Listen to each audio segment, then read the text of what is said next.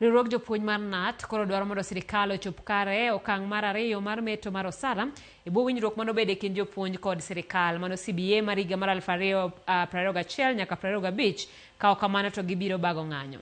KNUT onyiso duol mochung' ne ndiko jopuonj TSC mondo duok omenda ma ng'ado e wi bajet jopuonj ma higani mondo chenro mar medo jopuonj osara odhi nyime. Kaloro kod wito oko paro mar chiko omenda ma higani, TSC nolando ng'eto mar bajet mar jopuonj ma higani biro madhi neno ka thoth chenro mag jopuonj ok ochopo kare kamoting'o meto mar osara. The national government should live up to its promise of awarding teachers the second phase salary increment as stipulated in the amended 2021-2025 CBA.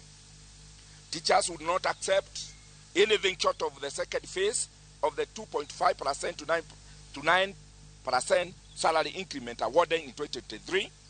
KNUT therefore calls on Teacher Service Commission to use all means within its reach to ensure that agreement which is legal and still binding is honored through compelling the National Assembly to approve TSC 357 billion budget without amendment, failure to which the union will use all legal means within her disposal to ensure full compliance.